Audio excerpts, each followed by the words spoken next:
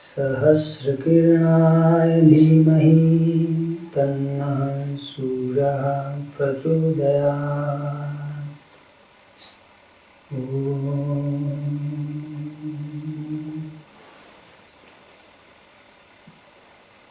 आज का विषय है चर्चा का सिद्धामृत सूर्य क्रिया योग। नाम नया लग सकता है, किंतु इस नाम का अर्थ प्राचीन युगों से ऋषि मुनि धारण करते आए और बीच एक समय ऐसा आया जब ये साधना लुप्त जैसी हो गई और फिर दोबारा प्रकट हो रही है। तो इस नाम के अर्थ को ही विचार करते हैं सर्वप्रथम, जिससे कि साधना का सार हमारी समझ में आ जाए। सिद्धामृत सूर्य क्रिया योग। सूर्य इस साधना का केंद्रीय शब्द है। सूर्य जो सारे ब्रह्मांड का एक प्रकाशक है, ईश्वर है। सूर्य से ही सारी सृष्टि उत्पन्न होती है। सूर्य यदि नहीं तो अंधकार अर्थात प्रलय, सृष्टि खत्म। सूर्य है तो जीवन है, सूर्य है तो शक्ति है, सूर्य है तो धराधाम पर जड़ चेतन सृष्टि वनस्पति सारी गतियां हैं। कह सकते हैं सूर्य प्रत्यक्ष नारायण, ईश्वर का सगुण साकार प्रकट रूप। तो ऐसे ईश्वर के साथ हम संबंध जोड़ते हैं विशेष क्रिया के द्वारा, सूर्य क्रिया योग।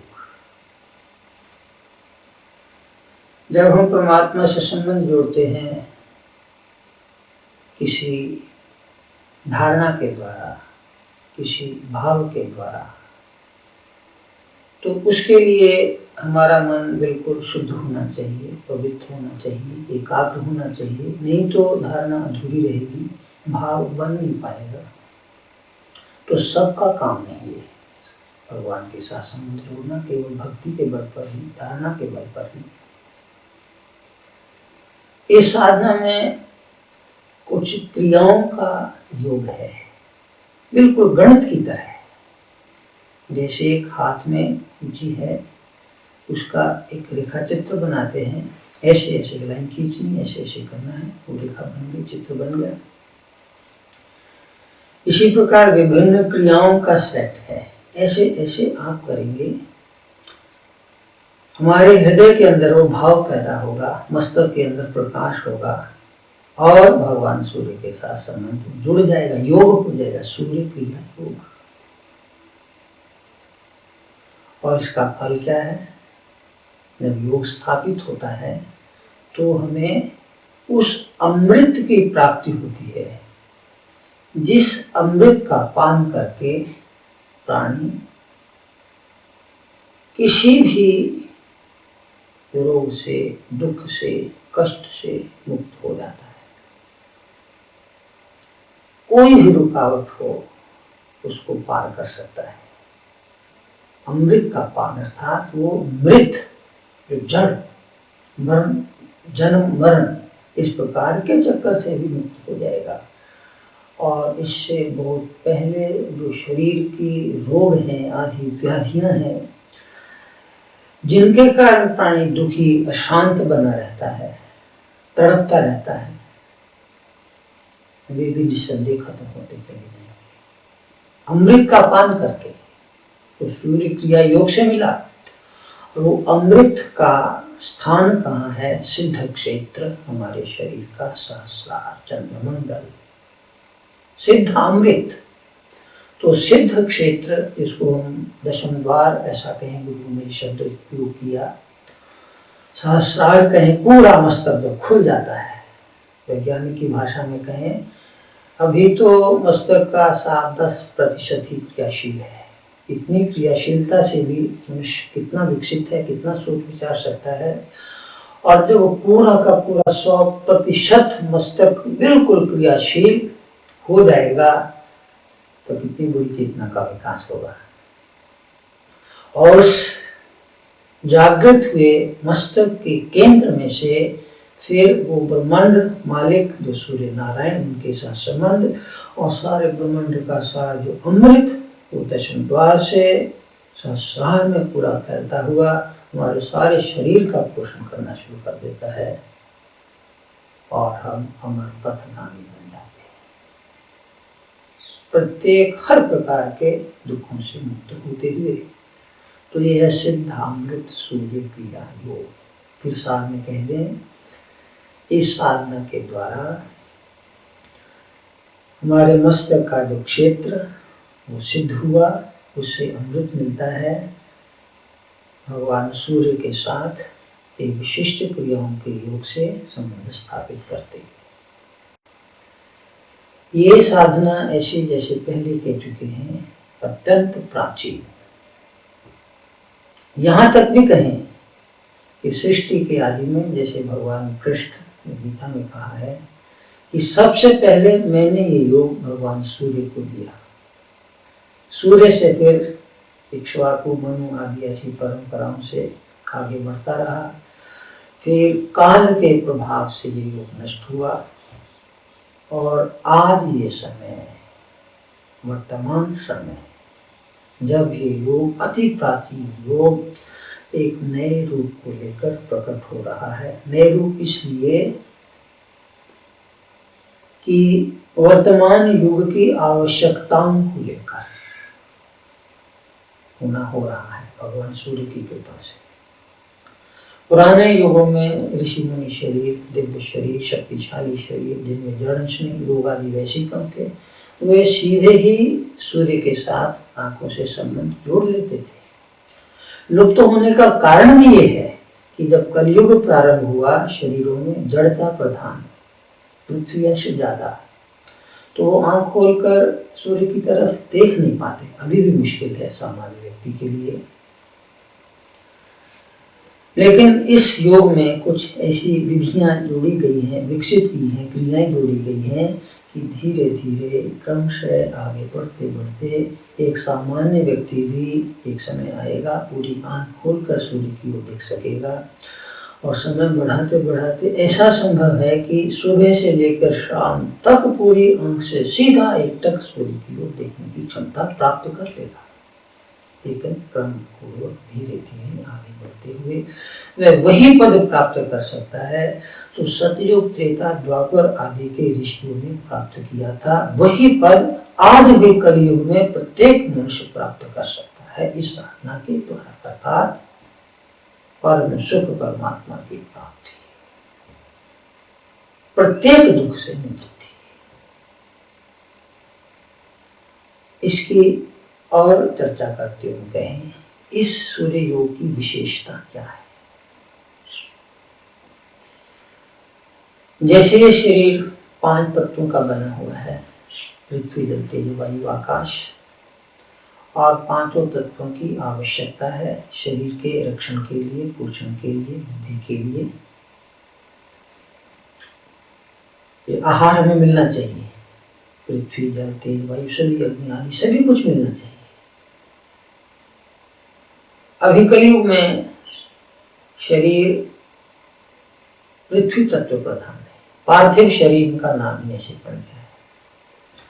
तो पार्थिव आहार है जैसे अन्न जो मुंह के द्वारा हम लेते हैं, जल वो भी मुंह के द्वारा ही लेते हैं, ये भी जड़ तत्व प्रधान ही है। और इन्हीं की प्रधानता के कारण, इन्हीं आहारों की बहुलता के कारण, इन्हीं आहारों के अधीन प्राणी का शरीर होने के कारण, प्राण अधीन होने के कारण शरीर में जड़ तत्व की बहुलता होती जाती है। कलयुग में अन्न के आश्रित शरीर है, लेना पड़ता है। और यदि हम चाहे कि ज्यादा अन्न लेंगे, ज्यादा आहार लेंगे, ज्यादा शक्ति मिलेंगे, तो ये संभव नहीं है। ज्यादा आहार अन्न आदि का लेने में शरीर में जड़ अंश भी ज्यादा बढ़ना शुरू हो जाएगा, और जब जड़ अंश बढ़ना शुरू हो जाएगा तो शरीर रोगी भी होना शुरू हो जाएगा। तो अन्न आदि आहार की एक हद है। इसके साथ साथ यदि हम कोई ऐसा आहार ले सके जिसमें जड़ांश कम हो, तो हमारे शरीर उत्तरोत्तर ज्यादा तेजों में, ज्यादा स्वस्थ, ज्यादा ऊर्जावान बने रह सकेंगे। पुराने युगों में तो ये सहज ही था। कलयुग से पहले के जो युग हैं, द्वापर आदि, उनमें तो ये सहज ही था, क्योंकि वे लंबे लंबे प्राणायाम कर सकते थे, लंबे लंबे तप कर सकते थे, अपनी साधना कर सकते थे, काफी समय आहार आदि छोड़कर भी तप कर सकते थे, क्योंकि उनके शरीरों में पार्थिव तत्व कम था। लेकिन आज क्या हमें करना है? पार्थिव शरीरों में कौन सा ऐसा आहार जिससे कि हम जड़ तत्वों की पराधीनता से मुक्त हो जाए? तो है सूर्य क्रिया योग। हमें एक शब्द याद आता है, पेट की अग्नि विवर्जित, आंख की अग्नि खाया, गुरु का ज्ञान पहले ही था पर बल्ले अवधि पाया। ये गुरु का ज्ञान पहले ही था, परंपरा से प्राप्त था, लेकिन लुप्त जैसा हो गया। अब किसी भाग्यशाली को ये साधन मिला और उत्तरोत्तर फिर इसका प्रसार विस्तार होता चला जाएगा। आहार खींचने का कारण स्थान पेट की अग्नि। अन्न जल भी लेते हैं, वो तभी पचेगा यदि अग्नि शरीर की प्रचंड है, लेकिन उसकी एक हद है। तो हम ऐसा आहार लेते हैं, पेट की अग्नि विवर्जित, आंख की अग्नि खाया। आंख में भी तेज है, दरअसल आंख का ही तेज हमें सारे जगत को प्रकाशित करने में मदद देता है। आंख बंद तो अंधेरा, आंख बंद तो मृत्यु, आंख खुद गई तो नींद, आंख चढ़ गई तो समाधि। आंख जागृत अवस्था का स्थान, जागृत अवस्था की सूचना, सुषुप्ति की सूचना, मूर्छा की सूचना, समाधि की सूचना आंख से ही मिलती है। तो हमारे शरीर में आंख का एक खास स्थान है।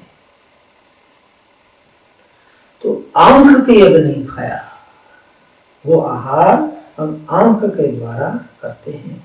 कौन सा आहार है? तेज का, प्रकाश का, अग्नि का। और उस आहार का स्रोत है हमारे भगवान सूर्य।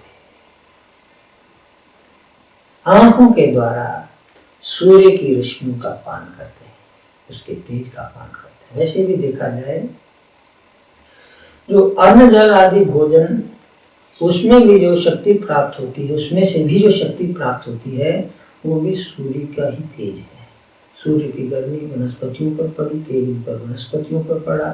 फोटोसिंथेसिस ऐसी क्रिया के द्वारा वो सूर्य के तेज को अपने में अब्सॉर्ब करते हैं और फिर वो प्राणी इनडायरेक्टली मुंह के द्वारा वो भोजन करता है।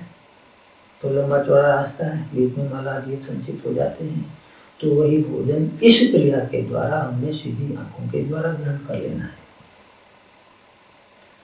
और जब आंखों के द्वारा सीधा भोजन ग्रहण करेंगे तो सबसे पहले कहाँ जाएगा? मस्तक में जाएगा। जो अन्न आदि खाते हैं मुंह के द्वारा, वो तो सीधा पहले नीचे जाता है, पेट में जाता है। पेट की अग्नि से वो थोड़ा थोड़ा पकता हुआ फिर खून में जाता हुआ ऊपर उठता है। तो ये सीधा ही ऊपर से हमने शुरू कर लेना।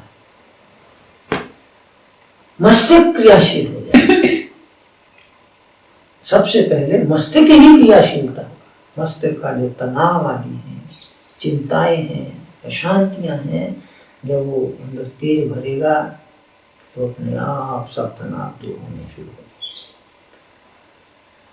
पशुओं में और मनुष्य में यदि देखा जाए तो अंतर क्या है? अंतर ये नहीं कि हाथी बहुत लंबा चौड़ा बहुत ताकतवर है, उसके मुकाबले में मनुष्य शारीरिक दृष्टि से कमजोर है, लेकिन मनुष्य हाथी को बिल्कुल बस में कर लेता है, शेर को बस में कर लेता है मनुष्य। किस बल पर? कौन सी ताकत है उसके पास? वह मस्तक की ताकत। मस्तक की विशेषता को लेकर ही पशु पंछी योनियों से मनुष्य योनि में अंतर है, यही विशेषता है। लेकिन अभी तो बहुत ज़्यादा नहीं, अभी तो 7-10% ही क्रियाशील हो पाया है। और यदि हम जब ये आहार करेंगे, सूर्य के किरणों का आहार आंखों के द्वारा मस्तक में, तो और भी ज़्यादा क्रियाशीलता, और भी ज़्यादा शक्ति, और भी ज़्यादा चेतनता।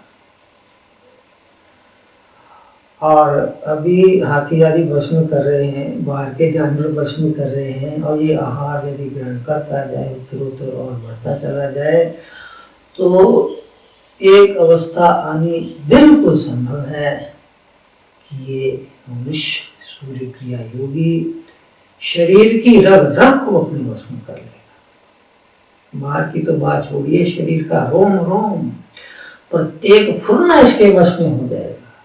इससे ही पहले जो रोग के अणु हैं, बेचारों को भागते कुछ जगह नहीं मिलेगी, समय नहीं मिलेगा, भाग जाएंगे जब प्रकाश अंदर आना शुरू हो जाएगा।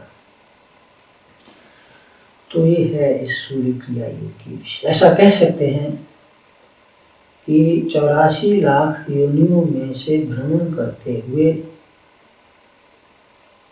मनुष्य शरीर भगवान की कृपा से प्राप्त हुआ।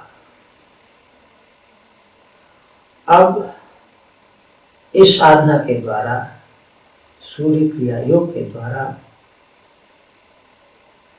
मानव से अति मानव बनने का पथ इसको प्राप्त हो गया। मानव शरीर अभी जो है अधूरा शरीर है, इसमें रोग है, वृद्धावस्था भी आ जाती है, दुख शांति काम को लोभों विकार आदि भी हैं।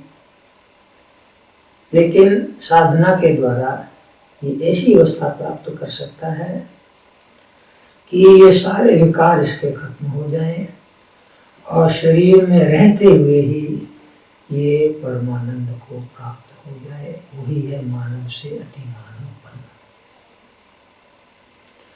साधना करने में आसान से आसान, जो भी करना चाहता है वो इसको कर सकता है। छोटा बच्चा हो, कोई वृद्ध शरीर हो, स्त्री हो, पुरुष हो, किसी भी धर्म का हो, हिंदू हो, मुस्लिम हो, सिख हो, ईसाई हो, किसी के लिए कोई भेदभाव नहीं है। यदि ऐसा कहें, हिंदुओं के गुरुद्वारे मंदिर अलग, सिखों के अलग, मस्जिद अलग, चर्च अलग, भगवान की पूजा करने के स्थान हमने बना रखे हैं अलग अलग, लेकिन सूर्यदेव तो ऐसे भगवान है, सबके लिए एक है। बस खुला आकाश चाहिए, सूर्यदेव के साथ संबंध हो, आंखें उधर जोड़ ले तो सीधा प्रत्यक्ष नारायण, उसके साथ संबंध होना शुरू हो जाएगा और वे हम पर अपनी कृपा बरसाते चले जाएंगे। अंदर ही अंदर उसकी शक्ति ऊर्जा का संचार होता चला जाएगा। अभी थोड़े ही वर्षों की बात है, 10-15 वर्ष की बात है, ऐसे भी कम कहें, आजकल भी, वर्तमान अभी भी कह सकते हैं, जब ये कहा जाता है कि सूर्य की तेज को हम आंखों से ग्रहण करते हैं, ये साधना है, तो लोग ऐसे, ये कैसे संभव है? ऐसे देखेंगे सूर्य की तरफ तो कहीं आंखों में खराबी ना आ जाए, आंखों की ओर, सूर्य की ओर देखना नहीं है, डरा जैसे रहते हैं। लेकिन अब ये बिल्कुल प्रत्यक्ष, 1-2 नहीं, हजारों साधकों ने सूर्य क्रिया योग के द्वारा ये बिल्कुल प्रमाणित कर दिया है कि सूर्य तो हमारे बिल्कुल अपने हैं, वरदायक हैं, आशीर्वाद देने वाले हैं, हमसे संबंध जोड़ने के लिए तत्पर हैं, अपनी करुणा शक्ति, कृपा शक्ति, प्रकाश पुंज को हम तक पहुंचाने के लिए तत्पर हैं। खाली हमें इसकी विधि सीख लेनी है, उस ओर हमें चल पड़ना है। तो शुरू में हम इतना कर सकते हैं, आंखें अभी खोलकर चाहे नहीं भी करें, बंद आंख से ही करें, और बंद आंख से करने में ही ज़्यादा लाभ होगा। सूर्य की ओर हाथ जोड़कर बैठें, खड़े हों, कैसे भी कर सकते हैं, लेकिन विधि है, विशेष विधि भी उसके द्वारा करेंगे तो ज़्यादा लाभ होगा। वो समझ कर करे तो और भी ज़्यादा लाभ होगा, समय पर करे तो और भी ज़्यादा लाभ होगा। लेकिन इतना भी कर लें यदि सूर्य की तरफ आंखें बंद करके, आंख जोड़कर और प्यार से देखते चले जाएं कि आप सृष्टि के मालिक हो, मैं आपका बच्चा हूं। ये धारणा करते चले जाएं। जैसे हम सूर्य साधना में ये मंत्र प्राय बोला करते हैं, आदित्याय विद्महे सहस्र किरणाय धीमहि तन्नः सूर्यः प्रचोदयात्। अदिति पुत्र भगवान सूर्य, उनको हम जानते हैं आदित्याय विद्महे। कैसे जानते हैं? वे सृष्टि के आदि पुरुष हैं, मैं उनका छोटा अणु हूँ। मेरा उनमें एक संबंध है, निश्चित संबंध है। अंतर यदि है तो केवल इतना ही कि मैं अभी अंधकार में हूँ, मैं अभी शरीर में बद्ध जैसा हूँ, मेरा शरीर रोगादि से ग्रस्त भी है यदि, किंतु आपका शरीर तो प्रकाश स्वरूप, तेज स्वरूप है। आप परम पुरुष परमात्मा से बिल्कुल सीधे परमात्मा की परम ज्योति आप में से होती हुई मुझ तक पहुंच रही है। लेकिन है आप मेरे और मैं आपका, ये धारणा कर ले। और समझ में आता है यदि वो ना हो तो मैं रह ही नहीं सकता, यदि सूर्य ना हो तो सृष्टि नहीं रह सकती, तो वो मेरे हैं ही, मैं उनका हूं ही। आदित्याय विद्महे सहस्र किरणाय धीमहि। और हजारों हजारों किरणें वहां से निकलकर मुझ तक पहुंच रही है और उनको मैं अपने मस्तक के अंदर धारण कर रहा हूँ। धारण करने का मतलब मुझे कुछ करने की जरूरत नहीं है, मैंने तो केवल आपसे संबंध जोड़ दिया है। मैं जैसा हूँ आपका हूँ, बस इतना ही है। आंखें बंद करके चाहे जैसा भी हूँ उसके साथ बस संबंध जोड़े रखें, बाकी काम तो उन्होंने अपने आप ही करते रहना है। अपने आप को ही देखते रहें। अभी यदि हमें इतना तेज नहीं है, इतनी शक्ति नहीं है कि अपने ध्यान को बहुत दूर तक, आगे तक, ऊपर तक उठा सकें, तो अपने आप को मैं जैसा हूँ वैसे ही देखते रहें। अपने देखते रहें, मैं यहाँ बैठा हूँ, जैसा भी मैं बैठा हुआ हूँ। आंख बंद कर थोड़ा आंख ऊपर चढ़ाकर देखते रहें और सूर्य की किरणें अपने आप अंदर बहती चली जाएंगी, भरती चली जाएंगी। सहस्र किरणें, हजारों हजारों किरणें। आंख तो मुख्य द्वार बन जाएगा और वो किरणें मस्तक पर टकराती हुई, कानों पर, चेहरों पर, सारे शरीर पर टकराती हुई अपने आप धीरे धीरे अंदर भरती चली जाएंगी। सहस्र किरणाय धीमहि। और किसी तन्नः सूर्यः प्रचोदयात्। अभी मैं रोगी हूँ, अभी मैं अशांत हूँ, अभी मैं दुखी हूँ, अभी मैं भटका हुआ हूँ, तो हे सूर्यदेव आप मुझे प्रेरणा दें, शक्ति दें, सत्पथ पर चलने की, रोग मुक्त करने की। बस ये धारण करते चले जाएं। और ये प्रार्थना ऐसी है जो हमारे दिल से अपने आप से निकलती ही निकलती है। अंतर यही है, रोग मुक्त होने के लिए हम डॉक्टर के पास मत्थे टेकते हैं, प्रार्थना करते हैं प्रभु डॉक्टर साहब बचा लीजिएगा, और डॉक्टर साहब पता नहीं खुद भी रोगी हो। हैरानी वाली बात है, हार्ट स्पेशलिस्ट खुद हार्ट के रोगी। आंखों के डॉक्टर मोटे मोटे चश्मे चढ़ाए हुए, और घुटनों के डॉक्टर घुटनों से चला नहीं जाता, तो उन डॉक्टरों के पास हम प्रणाम करते हैं, पैसा भी देते हैं, डॉक्टर साहब दवाई देते ठीक हो जाए। तो प्रार्थना तो हम करते ही करते हैं, तो क्यों न सूर्य देव के सामने प्रार्थना कर लें जो सारी सृष्टि के मालिक हैं। तो वो प्रार्थना निस्संदेह हमारी पूरी होगी। इस प्रकार से प्रार्थना करते चले जाएं, करते चले जाएं, निरंतर करते चले जाएं। इस प्रकार शिविरों का आयोजन किया जाता है शब्द सूरत संगम आश्रम की ओर से, संस्था की ओर से। शिविरों में आए, खुला निमंत्रण है, कोई फीस नहीं, बिल्कुल समय पर आ जाएं और करते चले जाएं। 1-2 दिन की साधना करने पर ही पता लग जाता है कि अब हमारा संबंध सृष्टि के मालिक से होना शुरू हो गया है। और जब ये ऐसा निर्णय हो गया, फिर परवाह क्या है, डर क्या है। अब मस्ती से उत्तरोत्तर साधना को करते चले। इतना कहकर ये प्रसंग समाप्त करते हैं। एक बार फिर ये सूर्य मंत्र हमारे साथ मन में उच्चारण कर लें। आदित्याय विद्महे सहस्र किरणाय धीमहि तन्नः सूर्यः प्रचोदयात्।